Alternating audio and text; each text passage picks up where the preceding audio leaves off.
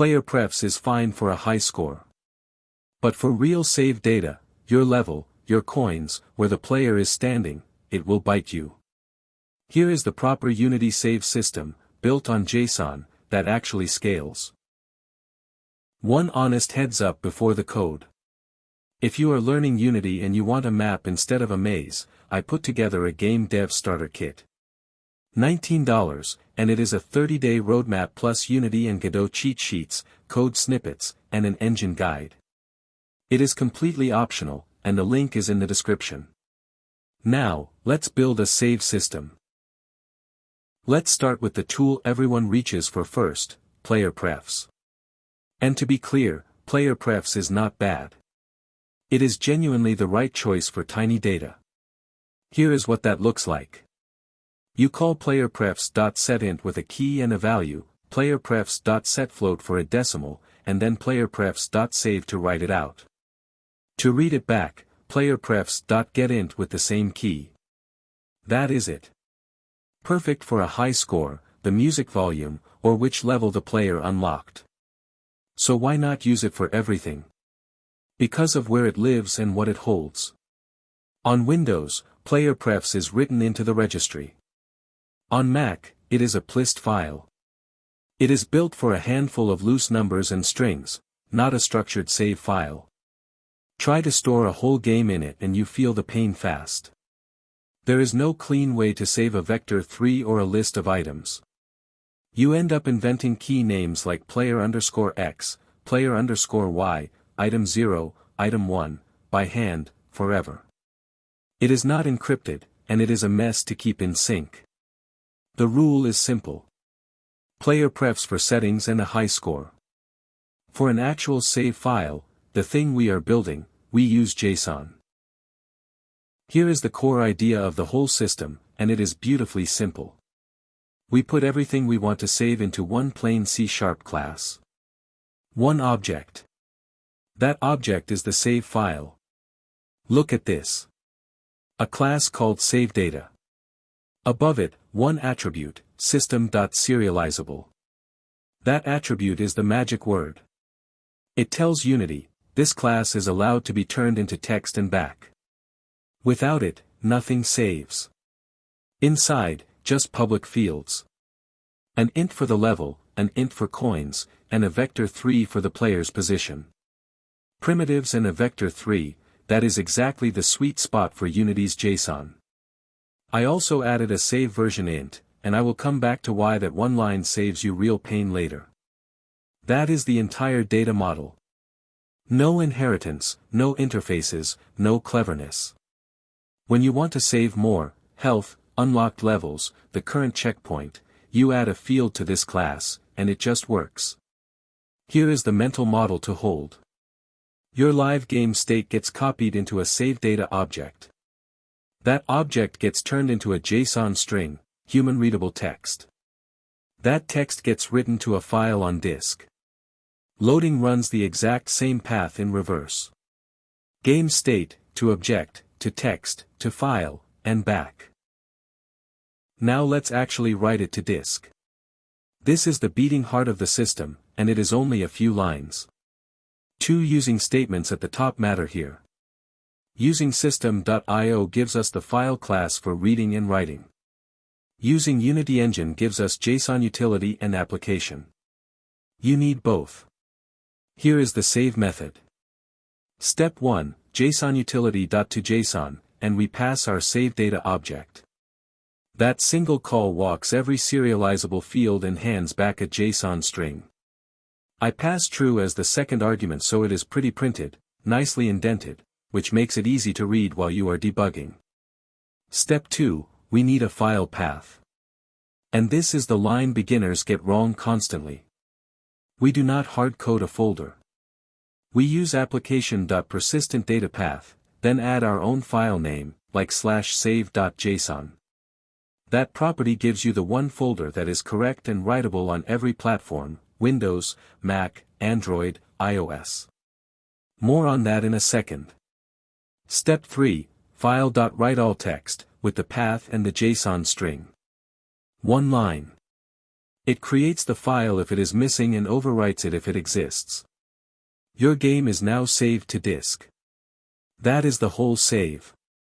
Object to text with JSON utility.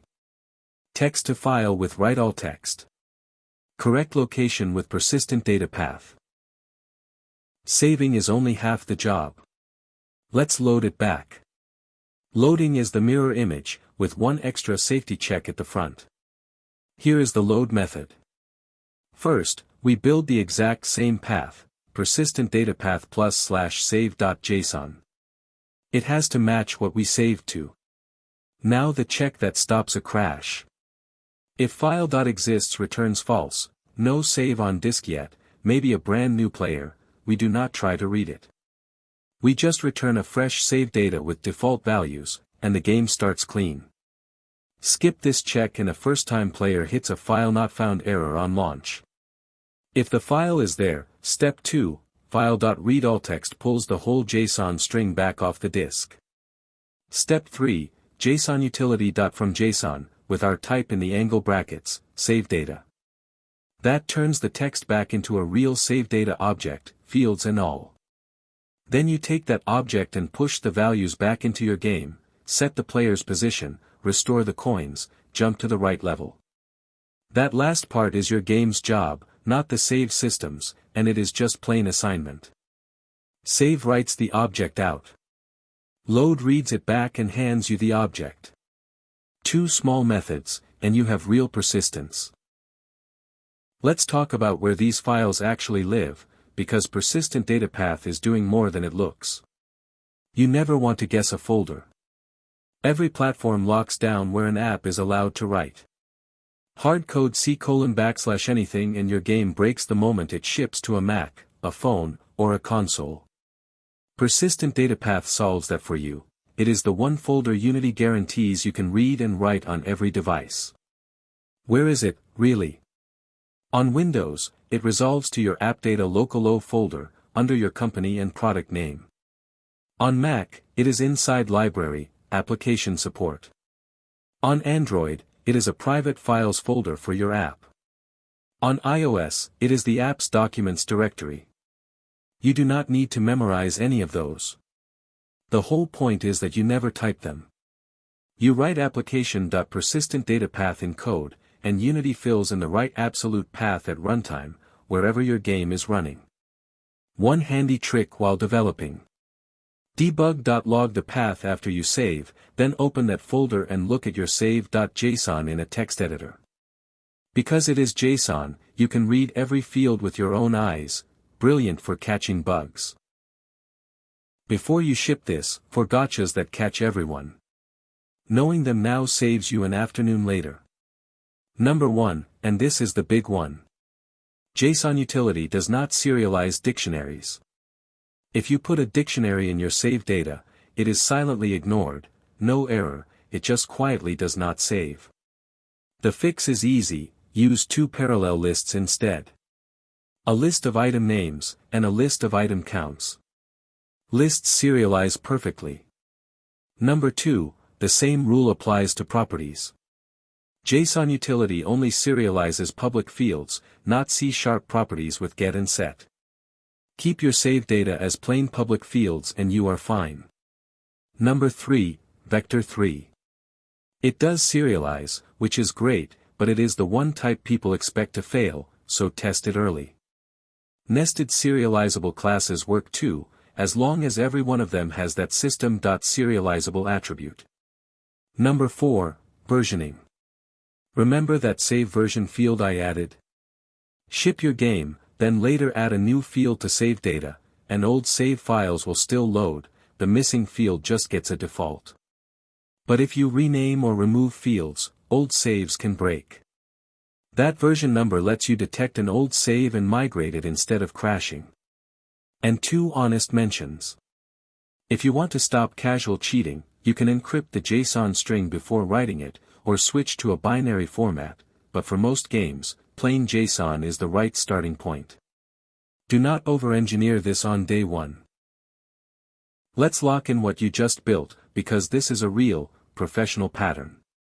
PlayerPrefs is for tiny data, settings and a high score. Everything else goes through JSON. You make one serializable SaveData class that holds your game state. You turn it into text with JSON utility.toJSON and write it with file.writeAllText. You read it back with file.readAllText and JSON utility.fromJSON. And every file lives at Application.persistentDataPath, the one location that is correct on every platform. Watch out for dictionaries, remember the version field, and you have a save system that scales from your first prototype to a shipped game. That is a complete Unity save system, save and load with JSON, done the right way. You now have the exact pattern real games ship with, and it grows with you. Here is your next move. The full written guide is on screen and linked below, with the copy-paste code, a save manager, and save slots. And do not stop while it is fresh, your next watch is lined up.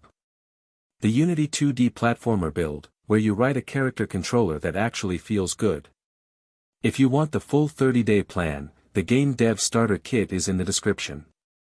Subscribe for more beginner Unity tutorials. Now go save your game. See you in the next one.